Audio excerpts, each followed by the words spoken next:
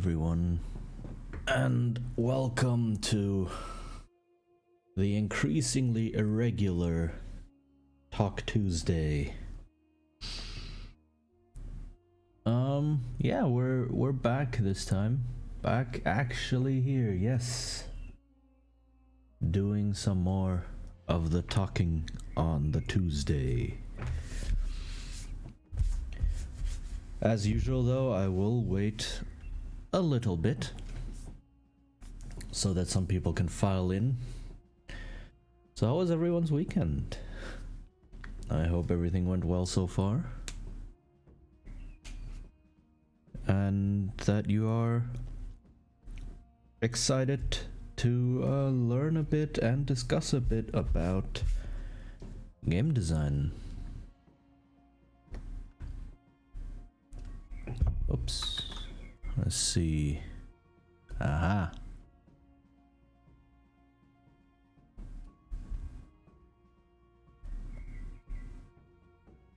So this is the second session on game design. And we'll have to see how much we can cover today. And if there are any specific topics that people might be interested in discussing. Music was getting a bit in the way, now it's completely gone. Alright.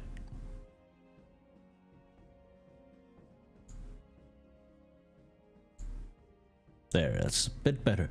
Music is just supposed to be nice and quiet in the background. Still playing with the audio settings. Getting everything right is a bit scuffy sometimes.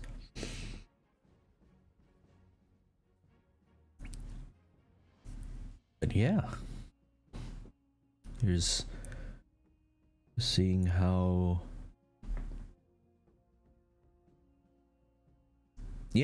many topics we can cover today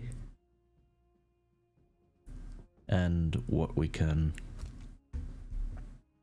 find out about how game design works and what to look out for. We talked about quite a bit last time, and I am not sure how many sessions this is going to take. Game design is a very big topic, but on the other hand, there is a lot of very good information out there for free by people who work or have worked for years in the industry. This is basically a primer, right? A bit of a, I wouldn't even call it like a 101, like an introductory course. This is just dipping your toes into it and discovering what there is, understanding a little bit more about what entails game design, and to have a framework for when you do read or watch or listen to further material down the line, that you'll be better able to understand how all of that fits into game design as a process and as a perspective and as a mindset, really.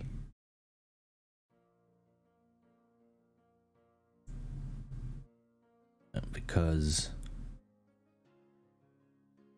like thinking about game design, sure, you can look at various case studies, you can look at examples, you can look at very specific design elements, but really game design is also a mindset looking at games in a specific way, looking at play and at fun in a specific way.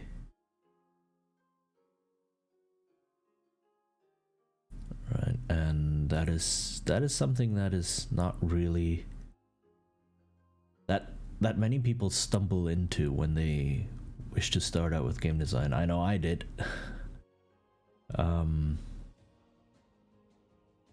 But I was fortunate enough to stumble into game design during a point when a lot of theoretical discussion was had. Some of you might know about The Forge, maybe. Right, The Forge was a big indie RPG design discussion board. Really, it was a discussion board, a forum, and had a collection of a couple of articles. And it was created, it came about in the early 2000s, give or take, and was basically created as a place for many role-playing game designers who were unhappy with how basically all the big role-playing games of that day were kind of had the same basic philosophy, and that it should be possible to make better games suited for very specific experiences. So they really did look at play experience, they looked at fun, they looked at what did players want out of a game, and how to design a game toward that goal. And I was fortunate enough to stumble into that right in the beginning and really learn a lot about the thought process. And that's what I want to give here, right? That's what I would like you guys, you folks to learn, to think about, and to realize when thinking about game designs, maybe of your own, or when looking at design, looking at games that you enjoy and such. All right, to see, all right, what is this about? Why do I enjoy this? Why don't I enjoy this, etc. All right, I think we can start.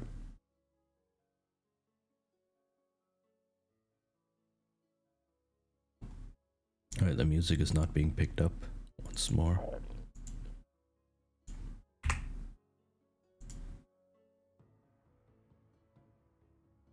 Okay, right, game design. So last time we talked mainly about what is fun, right?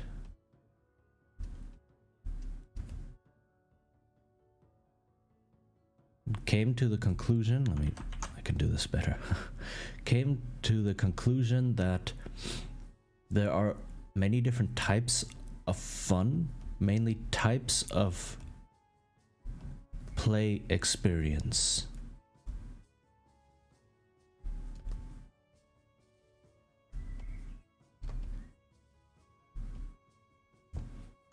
This brush I picked is a little bit too big. Let me adjust that. All right. And basically that design is the process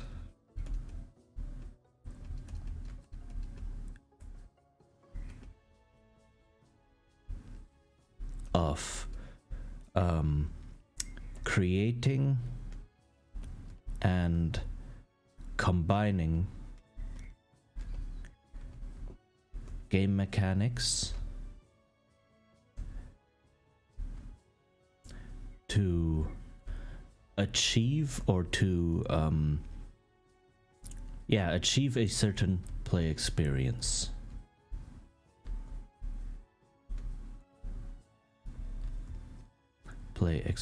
And these experiences could be a lot of different things. They could be things like game as a challenge, right? You want to have a difficult game of any sort, right? Mechanical skill or logical thinking, right? Puzzle solving, and you want to challenge yourself to go through that.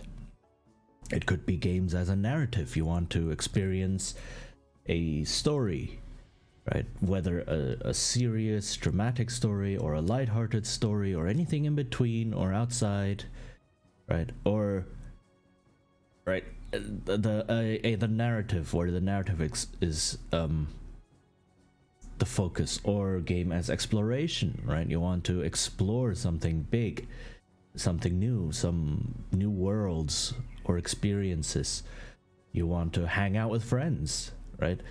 Etc, etc. There is a list that covers a lot of these, and there could be a handful more, right, as our understanding of the whole thing expands. And just as how players can be very varied, right? Play experiences can be very varied as well. And game design is just creating a vehicle, creating a tool to enable players to get that experience, right? And that's basically it at the end of the day. And lastly, we talked about, or not lastly, so to summarize this, right, is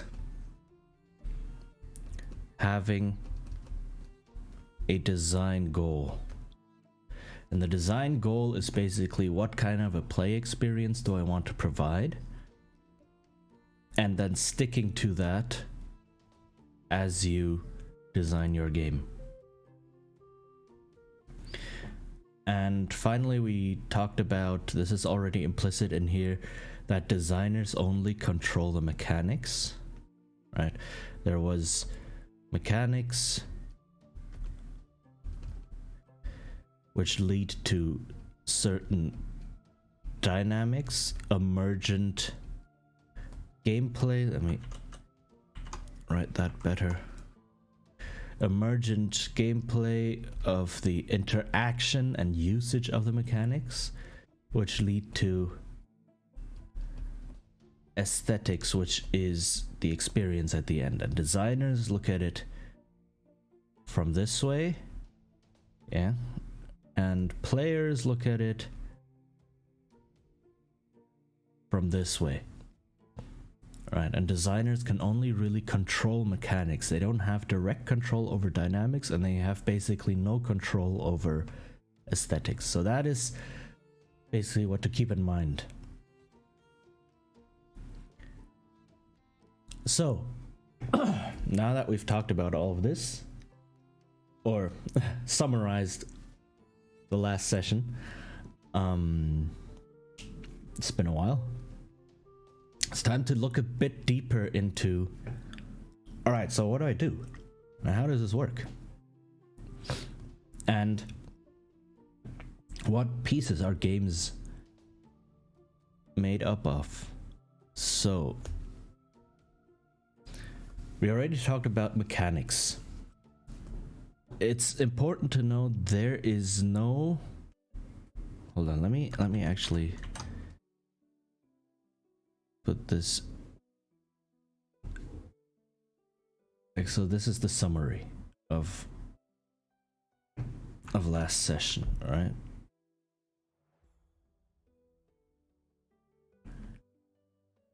And now, where do I go? I go here. Now, mechanics. There is no clear-cut definition for what a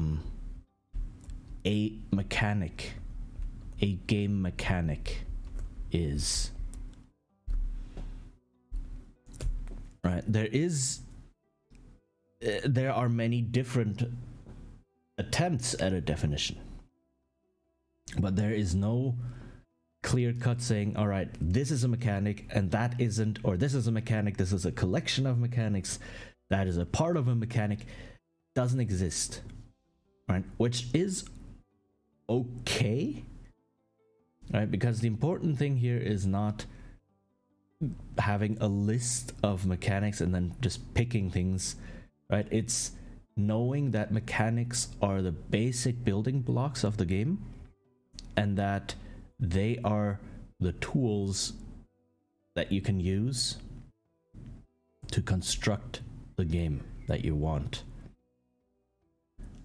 So a game mechanic could be something like an inventory system in a game. That could be a mechanic, right? Of course, there are many different types of inventory systems across different games, but having this block of things that interact in a specific way is a game mechanic. You could have something like dialogue with NPCs, right? Dialogue trees as a mechanic. Right? Not every game that has dialogue with NPCs automatically has dialogue trees. So again, different levels or different depths of the similar mechanic. But it would be very tedious to say, well, okay, there are NPCs in the game, right? And then you can click on them. That is a mechanic. Clicking on NPCs is a mechanic. And then we get text boxes. That's another mechanic. And then we get text in them. That's another mechanic. And it's very tedious if we break it down too much, right? So we can say, right, just dialogue with NPCs is a mechanic. So you choose mechanics. Ideally, mechanics should support what your game is about, right? So mechanics should support what your game is about.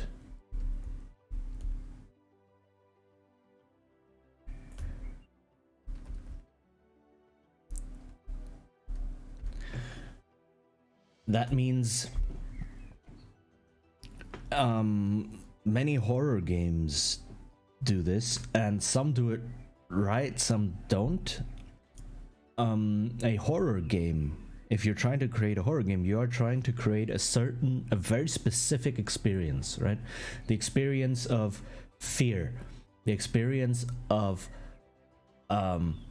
surviving against odds, so to speak, or the experience of a very cathartic experience, right? When you're playing a horror game, your character in the horror game can be in danger, but you as a player are perfectly safe. So that is a cathartic way for us to experience these kinds of emotions and to enjoy them, right? It's kind of like sitting in a roller coaster. In a roller coaster, ideally, you are perfectly safe, but you are experiencing very how do I say this? g-forces and physics and being tossed around essentially, right? You're experiencing all those things. And that allows you to, yeah, experience physics in a way that you can't normally do, but in a safe environment, right? Similar to horror games. Horror games give you a very specific experience that you wouldn't want in real life, but that you can experience through games, through the safety of games. And so horror games, the mechanics in horror games are should, or in any game really, should be geared toward enhancing and supporting that experience. And so you think, all right, do I want combat in this game? And you think, okay, what does combat do? Combat is a way to fight back at the horrors that are haunting me. If I put that into a game, does that support or diminish the atmosphere of fear and powerlessness? There's no right answer, right? It depends on the specific thing you want to do. A game like Amnesia or Outlast, you cannot fight back. There is no combat in that game. You have to hide and run, and use your wits, right? Is just as effective a horror game as Dead Space, where you can definitely fight back, but Dead Space is still hailed as a horror game, right? So really, it depends on the specific experiences you want to create, right? Same with, oh, do I want, I don't know, inventory management in a horror game? Well, again, will that support the experience you want to create? Right? If it is more about you're just trying to go through and using the environment and using your wits, then maybe not. But if it is about, say, resources, right? Resource management, the draining of resources, the constant pressure that might create, then you can put it in. Again, there is no right answer. You have to see what you want to create, what kind of experience you want to create, and how those mechanics might support that. All right. So this is something to keep in mind. And how do you know if mechanics do what you want them to do? Well, there's one simple way, and I also mentioned that last time, and that is very, very important when you want to design games, is find examples and play them yourself, right? So find examples and play them if possible, right? If you want to create a horror game, well, yeah, play lots of horror games, but not just horror games. Play all sorts of games. And that's why we get a lot of games that take mechanics from other genres and incorporate them really well into something new, like roguelikes that have deck management, right? Or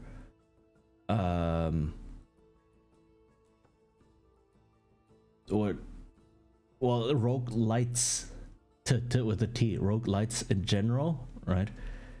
Took Rogue, the basic game Rogue, where you have permadeath, where you play through randomized content, and added mechanics, persistent growth mechanics from things like RPGs, and made a whole new genre. right? So, and a genre that's pretty popular, right? So that's looking at things outside of your scope to put into your own game. Or to talk about another horror game example, this time a tabletop game, there is an RPG, a horror tabletop RPG called Dread. And Dread does not use dice, does not use cards, does not use any of those things for checking whether actions succeed. Dread thought, or the designers of Dread thought, well, a horror game is really a slow build up of tension over time until an explosive release, right? And then you fall back to a lower level of tension, and then it builds up again, and then you have the release again, right? That's a tension curve. So what can create such a tension curve? Well, one such thing would be Jenga.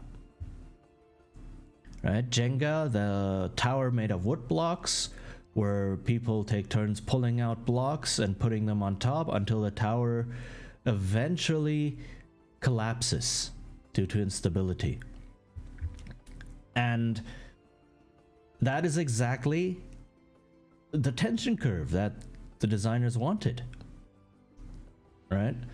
In the beginning, the tower's more or less perfectly stable, and as more and more blocks get moved, it becomes less and less stable. It's harder and harder to find blocks that you can pull out. The top gets heavier and heavier compared to the bottom, and then at some point the tower will collapse. 100% certainty the tower will collapse, right? So Dread, the horror RPG, uses a Jenga tower as its resolution mechanic. If a player wants to try something that is risky, that is dangerous, then they pull blocks out of the Jenga tower. And when the Jenga tower collapses, that means that player is now gone. That player did not make it. As is typical of a certain variety of horror, right? And that is very, very innovative. Does it work? Well, some groups really like it, some don't. Again, right? Players are different. But it is an extremely new method of having the mechanics directly create the play experience you want, and they create the play experience in the players, right? Horror is about scaring the players, not the characters. So you, the player playing the game, you need to be scared. You need to be high on adrenaline. You need to be having that heart rate monitor with a heartbeat of 200, right? That's, if you watch streamers play horror games, you know it's about seeing the streamer be scared, not the character in the game. And that mechanic with the Jenga tower does create the same kind of experience. And that only works by taking something completely different. Right, role-playing games up to then were basically cards or dice or coins, maybe, right, with similar randomizer mechanics. And then suddenly you have a Jenga tower, right? And that is looking outside of the niche, essentially, and finding something new that might work. Right, so play all kinds of different games, and games includes all sorts. It includes various video games, tabletop games, party games, sports, right? You might not have to play all of them, but watching them or listening to people explaining how they work, etc., reading the rules, and so on, watching reviews or analyses, etc., all of that can work, right? Because there's barely anything completely new. Game design has been around for a while, but it's the combination of things, right? It's kind of like an artist. Being an artist is not about inventing new colors. It's about combining the colors that do exist into new things, right? Similar to game design, it's not necessarily about inventing completely new mechanics, even though that space is still pretty open, right? Game design hasn't been around as long as art, not nearly as long. So it's more about so there is still space to create new mechanics, but it's also about combining them cleverly into new combinations, right? To make make new games that cater to specific experiences. So that's the point of game mechanics, and there, like I said, because there's no clear-cut definition for what a mechanic is, there is no real way to list them, right? You can maybe break down games into certain discrete chunks of isolated units or blocks that are self-sufficient and that interact with other such blocks to create a dynamic experience. So things like I said, inventory management, dialogue with NPCs. Certain horror games, to stick with the example, have something like a sanity meter, right? Where your character in the game becomes less stable or less competent or so, or less, or the gameplay starts being affected, like the screen gets darker or things like that, as sanity drops, or all sorts, right? Combat is a relatively complex mechanic where you have a lot of sub mechanics inside, right? So that's there is no definite list, which is part of what makes it a bit difficult.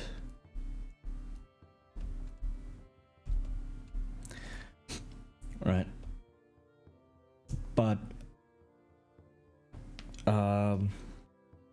allows you to look at games not as a pure collection, but as a whole. And that is really important, because while you as the designer can only directly control mechanics, the important thing is the end product, right? Greater than the sum of its parts.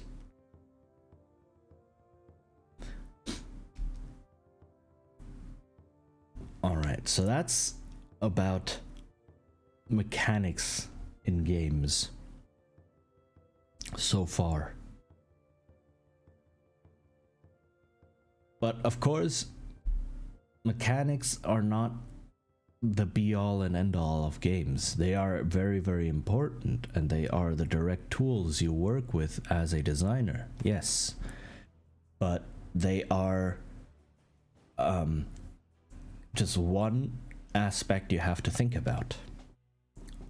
Another big aspect that doesn't really get talked about, or at least I haven't seen it get talked about too much, on beginner and sides because people are not really aware of it, and on professional side because it's just taken as a given, that's a thing, right? Is the gameplay loop.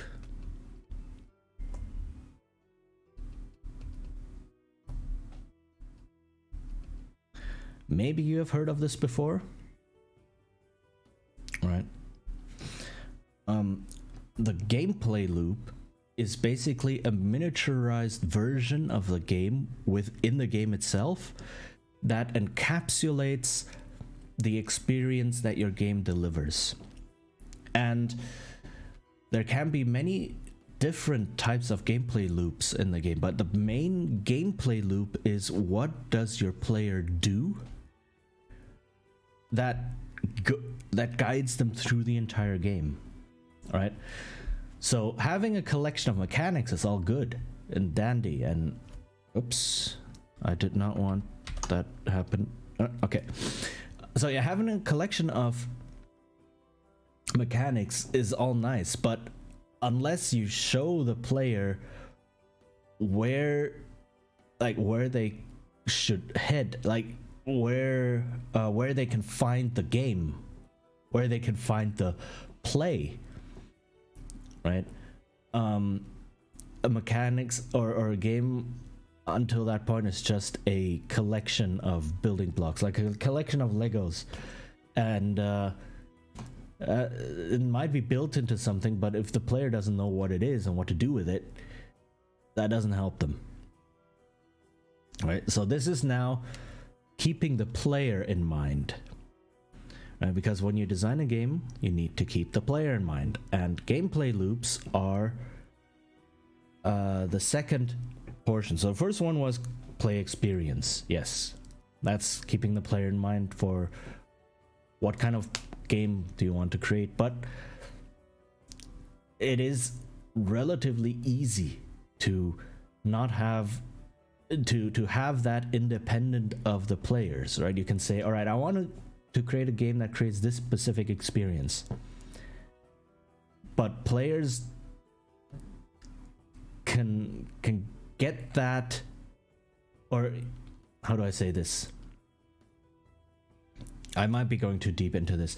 So the gameplay loop is where the player actually interacts with your game and needs to know what you want them to do, and needs to know what you want them to experience, and how they will continue playing the game. And that is much more nebulous.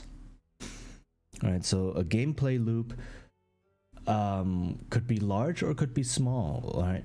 In a roguelite game, a gameplay loop is basically you go out into the randomized dungeon or whatever, go on your adventure, and then you fail and usually inevitably, like, don't make it, get back to the beginning point, upgrade, and then you start again. You go out, go on your adventure, right? Fail, come back, upgrade. So that's the basic gameplay loop, and it is relatively large, right? Depending on how good the player might be, or how the game is put together. Like in Rogue Legacy, a single outing is not very long, right? A couple minutes maybe.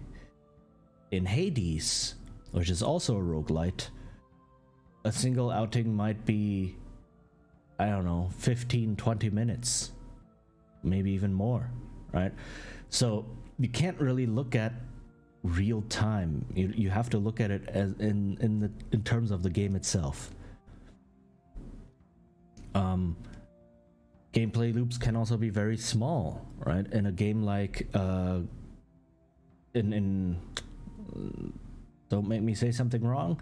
In a lot of shooter games, for instance, the gameplay loop is really, you get into a skirmish, you defeat the skirmish, move on to the next point, right? And I'm not talking about multiplayer, I'm talking about how single player campaigns are set up.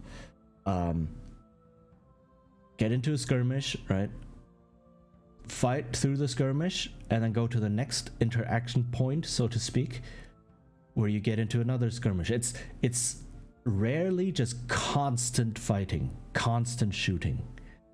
It's not that you run through the level and then you shoot at everything all the time. That's not usually how those games are set up, right? It's usually you get somewhere to an important tactical point, use cover or flanking or whatever to go through the skirmish, beat the skirmish, and then you get a breather, move on to the next point, and then repeat. So that is the gameplay loop in a lot of shooter games, right? So and in this case, right, the game is made out of a lot of individual a lot of those gameplay loops. And even the multiplayer, right, you have something similar. Apex Legends, for instance, the gameplay loop is equip items, right? Equip, upgrade your inventory or your items, run into an enemy squad, fight them and hopefully survive, and once you're done, loot them for better equipment, right? Run to find the next squad. And that's the gameplay loop in Apex. And you have certain other mechanics like the closing ring to make sure that you will actually find other squads, right, by decreasing the area that they can be spread out in, and so on. But yeah, that would be a basic gameplay loop in Apex. And identifying gameplay loops will help you create these loops for your own game, and to make sure, like, to make sure that the players always have something to do. Because what a gameplay loop should prevent is like downtime, not create but prevent directionless downtime, where the player doesn't know what they should do in the game. This is not saying that, like in puzzle games, right? This is not saying, okay, they might not have figured the puzzle out yet, or in other games, like not quite knowing. Well, puzzle games are the most obvious one, right? Where in a puzzle game you go, okay, I don't know how to solve this puzzle. That is not directionless, right? Because the player still is in the gameplay loop of solving puzzle, move on to next puzzle, right? And that's not the player not knowing what do I do in this game. It's if you solve a puzzle and suddenly the game doesn't give you another puzzle, then you're directionless. Then you say, oh, okay, well, what am I doing here now, right? I thought I was playing a puzzle game, but I'm not getting any puzzles. I'm not getting anything else I need to go to. What's happening, right? What's going on? Or extreme examples like in a shooter game where you have a skirmish, you survive the skirmish, you move on, and then suddenly it's just nothing, right? It just suddenly, I don't know, turns into an open world exploration with no more enemies, and you go, what am I doing? What's happening here, right? That's to prevent the directionless downtime, or just directionless play space in general. So the gameplay loop constantly happens, and it's what drives the play forward. All right, I need to drink something real quick.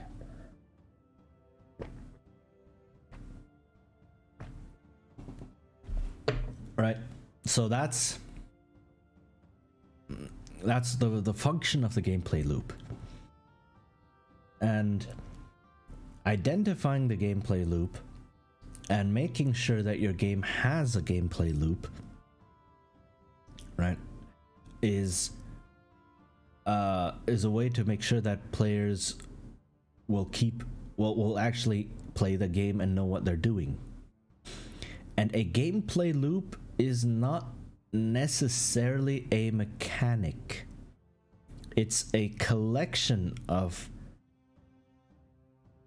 I wouldn't even say a collection of mechanics, so to speak, right? It is on a different layer. It is moving toward guiding the player, right? And it's moving toward things like tutorials. And tutorials are a big subject on their own, really. You could have an entire seminar on tutorials.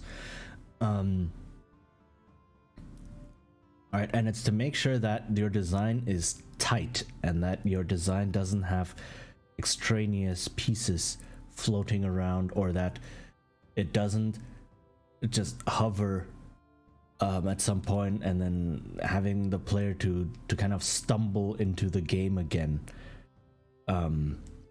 It's to make sure that everything in the game actually drives play forward. And part of that is also feedback. So feedback in this sense is giving the player information to know where they are in the gameplay, right? And feedback again also comes in big and small. So to return to the shooter example, for instance, once you are done with a skirmish, once you've survived a skirmish, the player should know that. So you need some sort of feedback. It could be anything. It could be text on the game saying battle over, right? Dark Souls does something like that, right? Dark Souls is text explicitly appears on the screen saying like you defeated, you know, and so on. Or when you're done with a puzzle, the player should know that they're done with the puzzle. Something needs to happen to tell the player, all right, you have now completed this, the feedback loop, gameplay loop. You have now completed this gameplay loop. Let's go on to the next. Feedback, however, can also be very, very small. To go back to the shooter example, in a shooter, you fire guns. And every single firing of the gun is a small loop. It's not a gameplay loop. It's a mechanical loop that requires its own tension curve and its own feedback. And so, if you like, it's usually noticeable when it's not done well. When it's done well, you don't notice it, right? Too much. But when it's not done well, you do notice that something feels off, that something is missing from the game. So this happened to me when playing BioShock. In BioShock, there are shooter elements in there, and you have various guns to choose from, and one of them is the pistol, the revolver, right? The most basic one. And the revolver has a very bad feedback. It is like in multiple layers. It mainly in the sound. It doesn't have a big animation when you shoot it, but it also has a very dull and muted sound. And that creates, like, that doesn't create a great amount of feedback especially in the very chaotic fights that that BioShock has. And so, like, it doesn't, shooting the revolver doesn't feel quite right. It doesn't feel like you're having any impact, right? Because it's just kind of flailing about and just being very muted. Or in a game like Genshin Impact, right? that's not a shooter, but combat is a main focus of Genshin Impact. And there are certain enemies where when you attack them with things, they do not react at all. Their health goes down, yes, but they are standing there stuck in their animation or stance or whatever it is, and you're just wailing on them with these really powerful attacks that look really nice. But it's kind of like taking a kitchen knife and whacking at a concrete wall, right? The concrete wall does not react. You can do crazy moves, right? You can just bash the wall does not react. And that's kind of what it feels like with some enemies in Genshin Impact. And that is a lack of feedback, right?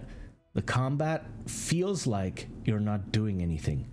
You have to look at some arbitrary interface element, the health bar, to see that you're actually doing something. But the game doesn't give you that feeling. It doesn't give you that feedback in some other way. And like there's not even any flashing lights. Like the enemies don't have to be jostled about. They can just, I don't know, flash red or something, right? And that is already a feedback. And it's like, okay, I am doing something to them, instead of them just standing there locked into some sort of spell animation or whatever, and then you're just wailing on them, and you're not seeing anything in the game, in the play space. You have to look to the UI to notice that you're doing something. So that is a lack of feedback. And a lack of feedback means that right? So lack of feedback means that one, play can be unsatisfying. Hold on. Or two, maybe and two, players get lost, right? A lack of feedback can lead to players thinking, is what I'm doing the correct thing or not, right? Because the game is not responding to me, right? Feedback, okay, probably should response from the game.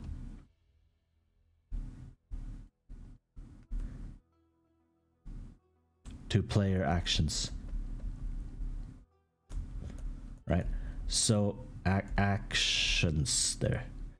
So some games actually have that, like point and click, for instance, where if you cannot interact with something and you click on the screen, literally nothing happens, right? And then you know as a player, okay, this is just decoration or background or not important, right? And then if there is something you can interact, something will happen in the game, right? Either you pick something up, or you examine it, or some menu pops up, or the protagonist says something, right? Saying, I don't know, comments on it, and so on. And that's how you know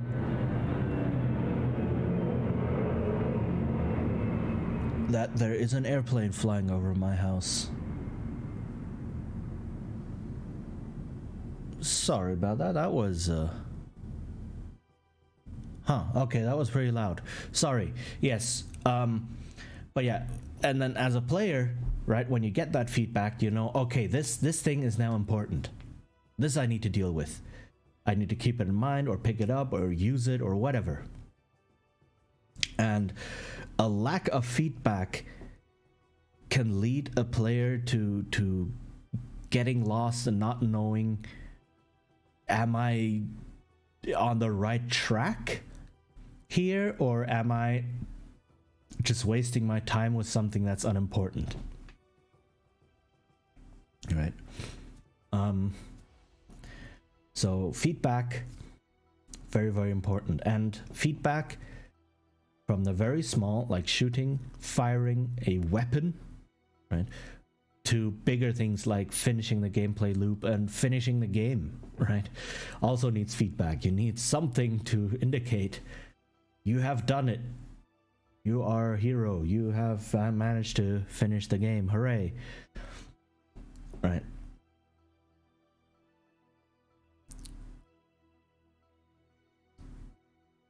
So gameplay loops are to guide the player, and there are a lot of different things also guiding players, right, that are way beyond what I'm trying to explain here, like things like level design, things like UI and UX, things like sound design, etc. All of these things can all be used to help guide the player, and they all work in concert to make the game function, right?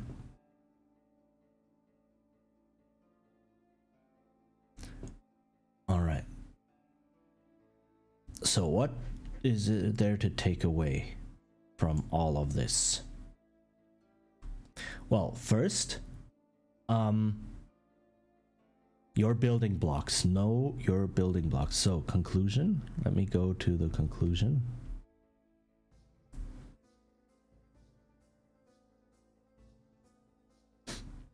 Conclusion.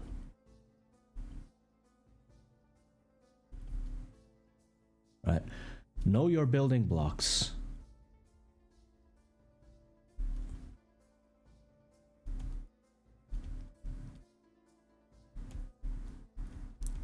Know your tools. Right? And I said that last time, it's your vocabulary. If you want to write a book, you need to know words to explain and describe, not explain necessarily, describe things just the way you want so that the reader gets the correct image or the correct emotion. If you're an artist, if you only know 3 colors as an artist, right, doesn't mean you can't make art. There's a lot of amazing art with very limited colors. Black and white art, right? Though some may say different gray tones are also different colors. But it does limit what you can do, right? So know your building blocks, know your tools, know what kind of play experiences there are, know what kind of players there are, know what kind of mechanics there are and how they function together, right? Some mechanics might not function together at all, whereas some mechanics might just enhance each other really, really well. And then mechanics to enhance or support gameplay, right? Pick the mechanics that actually do something for your game. There are many examples of games where there's a certain mechanic in there and you go, why did they put this in there? Right. One very common one is durability. Right, durability mechanics in various games, they pop up everywhere, right? And you have to say, all right, why is this in this game? Some games utilize durability mechanics really well, right? In a game like Fallout 3 and New Vegas and such, the newer ones, you have durability to show that that everything is falling apart, right? Things are just broken. It's a broken world, and to prompt the player to go out and find repair material or to find replacements, because that is a big part of the Fallout games, going out into the wasteland to explore and scavenge, right? Whereas a game like, I don't know, Diablo, Like Diablo 2? Why does that game have durability mechanics? In Diablo 1, the durability mechanics were fitting, right? Because Diablo 1 is a very different game to Diablo 2. Diablo 1 is not an action game, it is a horror game. And as a horror game, it has the same idea of scarcity, of scarcity of resources, of equipment that you can break, and the equipment you're relying on to survive can break. And nothing is certain, right? And you need to keep up with that. You need to keep finding more gold or keep finding more replacements and upgrades, which wasn't that easy to come by in Diablo 1. Diablo 2 is a completely different game. Diablo 2 is a pure action game, and there are no more horror elements. It's all just waltzing through armies and just clicking everything to death, and it still has durability mechanics. And you go, okay, why? I mean, gold is meaningless in that game, right? So why have it in there? It's just an extra mechanic that doesn't really do anything for the game other than be annoying, right? So same mechanic, same implementation, but completely different effects, right? Just because the play experience turns out to be different. Diablo 2 was made by the same company, by the same people, as a direct sequel to Diablo 1, but like, it's a completely different game, and so some of the mechanics that were in Diablo 1 just no longer function anymore, right? Because the aesthetics turned out to be something completely different. So that's something to keep in mind. And there are also good examples of games that purely use mechanics to give you the experience, right? Where the mechanics are the gameplay. There are a lot of abstract games, for instance, that do that, right? Board games, for example. A lot of very abstract games, Go, chess, checkers, and so on, tic-tac-toe, right? A lot of that is very abstract. There is no extra narrative on top. There are no pretty pieces, though there can be beautiful chess pieces, for instance. They're just there to look good. They're not there to help tell some story or so, right? It's all very abstract, so the mechanics are the gameplay, and every single mechanic is there to help support it, right? And you can do that in lots of other games as well.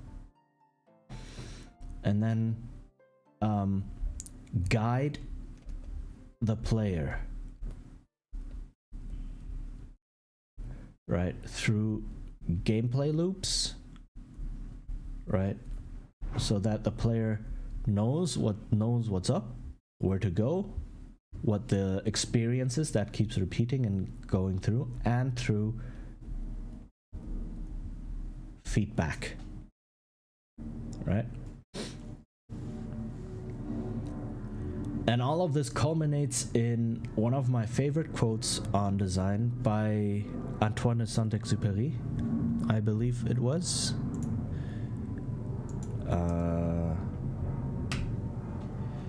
Let me just make sure I'm getting the quote exactly right.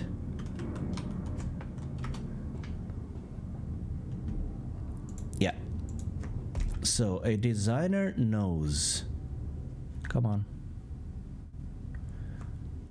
So let me close this pop-up. All right. A designer knows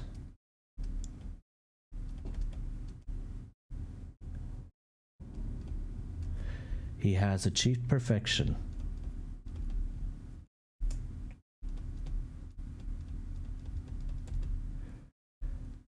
not when there is nothing more to add. What? Where is this?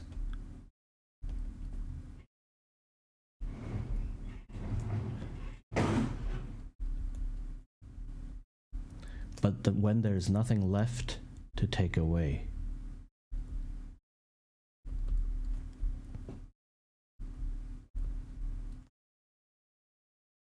Left, where can I write this? Left to take away.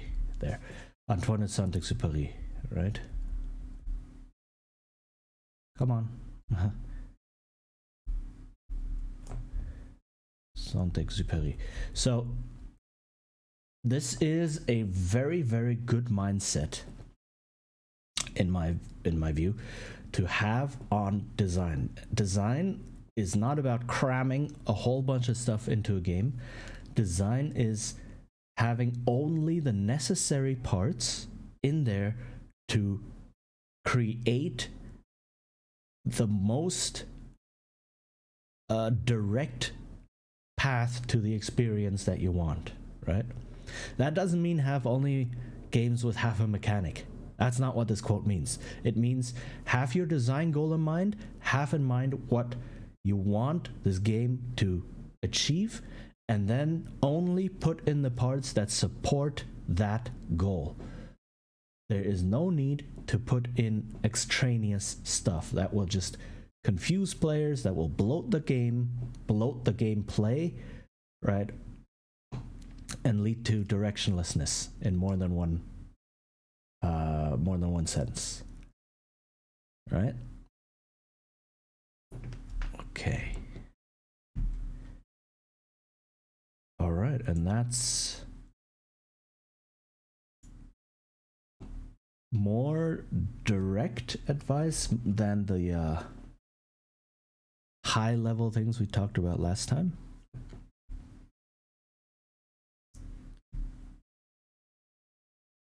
Let me just position this so that you can see what it is we talked about. Right. So, know your tools, right? Pick those that enhance your gameplay. So have your clear design goal in mind. Gameplay loop, right? Make sure that the player always knows what they're doing, what the next step is. Give them the feedback to know that they are actually advancing. And don't bloat your game. Right. So that's it from me today.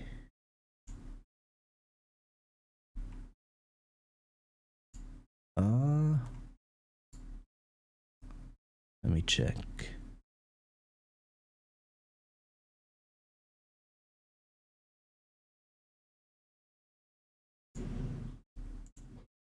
Yeah, if that's it, then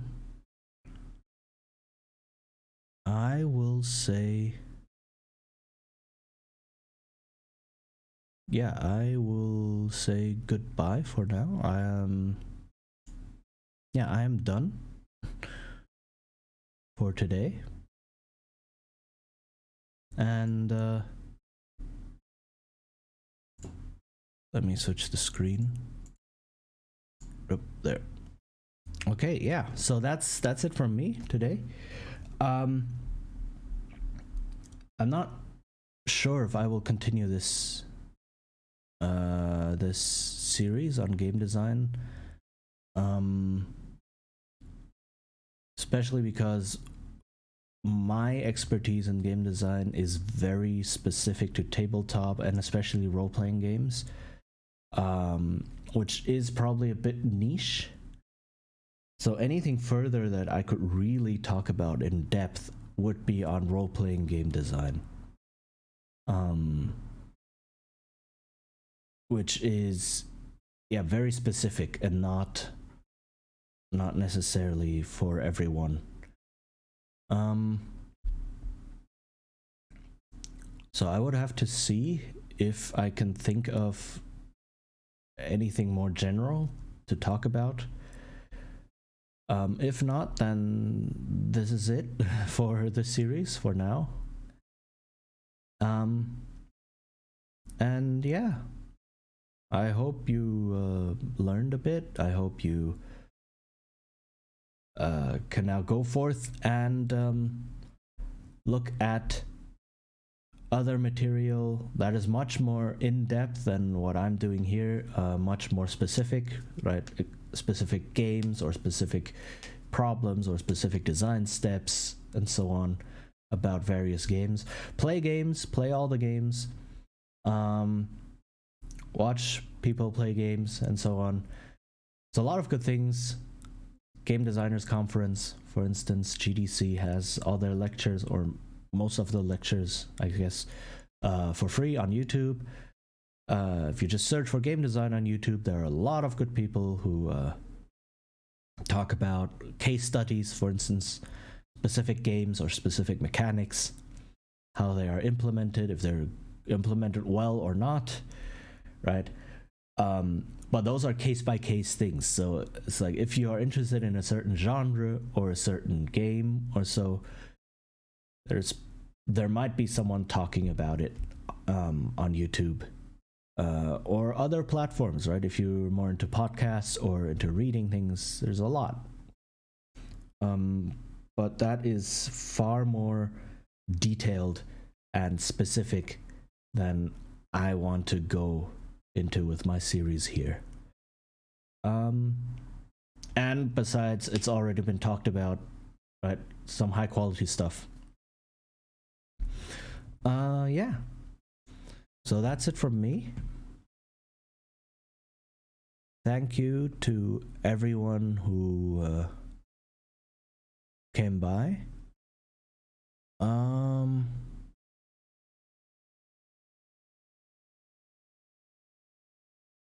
I'm not sure if I'm gonna raid today.